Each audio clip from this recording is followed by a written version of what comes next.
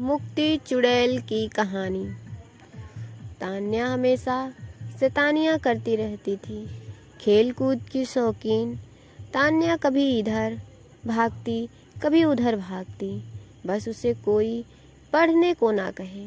अगर किसी ने पढ़ने को कह दिया तो मानो उसकी जान ही मांग ली हो। उसे पढ़ना बिल्कुल भी अच्छा नहीं लगता था। तान्या चाहती थी कि वह हमेशा खेलती कूदती रहे और उसकी माँ उसे रोज़ शाम को पढ़ने के लिए बिठा देती थी। एक दिन तान्या अपना सबसे पसंदीदा खेल खेल रही थी। जैसे ही उसकी माँ ने उसे पढ़ने को कहा, वह बहुत ज़्यादा गुस्सा हो गई। उसने सोचा कि अगर वह घर की सारी किताबें जला दे तो उसकी प्रॉब्लम हमेशा के लिए ख़त्म हो जाएगी। अगले दिन जब उसकी माँ घर पर नहीं थी, तान्या ने सारी किताबों में आग लगा दी। उस आग में एक लाल किताब भी थी। जैसे ही वह किताब जली, बिजली ज़ोर ज़ोर से गड़गड़ाने लगी, तेज हवाएं चलने लगी और अचानक से एक लपट बाहर को निकली जो धीरे धीरे एक औरत का रूप लेने लगी। तान्या उसे देखकर बहुत ज़्यादा डर गई। तभी अचानक वहाँ पर उसकी माँ आ गई और तान्या को एक थप्पड़ लगा दिया और तान्या की माँ तुरंत उसे पूजा वाले कमरे में ले गई। माँ ने तान्या को बताया कि जब वह लोग इस घर में आए थे तब कुछ लोग कहते थे कि इस घर में एक चुड़ैल का साया है। तो उन लोगों ने एक बड़े पुजारी को बुलाकर इस घर की पूजा कराई और उस पुजारी ने अपनी शक्ति से उस चुड़ैल के साये को इस किताब के अंदर कैद कर दिया और बोला कि कभी भी इस किताब को कोई हाथ न लगाए और अगर गलती से किसी ने इस किताब में आग लगा दी तो यह चुड़ैल वापस आज़ाद हो जाएगी। तान्या यह बात सुनकर डर गई और बोली, माँ आप क्या करें? तब माँ ने बोला, पुजारी जी ने उन्हें एक पवित्र जल दिया था कि अगर यह चुड़ैल कभी गलती से बाहर आ भी जाए तो इस जल को छिड़क कर उस चुड़ैल को फिर से कैद किया जा सकता है।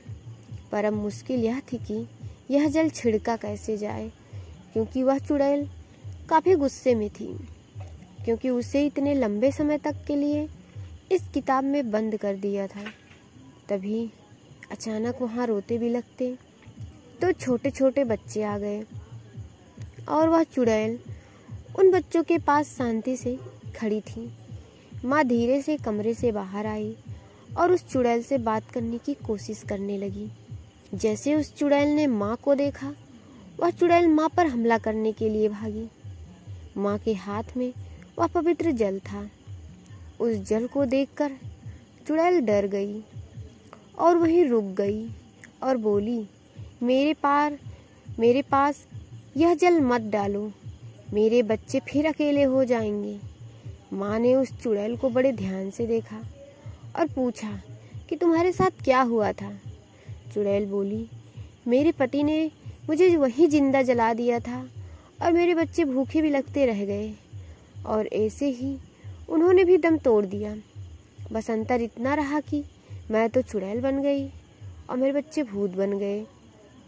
तब से हम यहीं रहते थे, पर 10 साल पहले तुम आए और तुमने मुझे इस किताब में कैद कर दिया। आज मैं वापस आज़ाद हुई हूँ। मैं अपने बच्चों को वापस अकेले नहीं छोड़ना चाहती हूँ। माँ सोचने लगी कि अगर यह चुड़ैल ऐसे ही रही और लोगों को नुकसान पहुँचाएगी।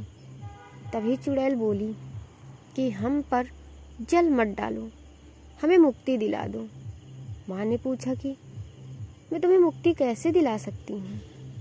चुड़ैल बोली कि तुम इस घर के पीछे वाले नीम के पेड़ के नीचे एक हवन कराओ और मेरे बच्चों की आत्मा की मुक्ति के लिए प्रार्थना करो।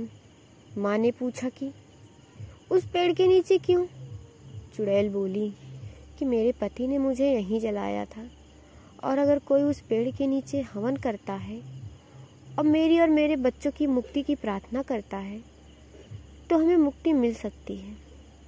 अगले दिन तान्या की माँ ने वहाँ पर एक छोटा सा हवन कराया, जिसमें उन लोगों ने उस चुड़ैल और उसके बच्चों की मुक्ति के लिए प्रार्थना करी।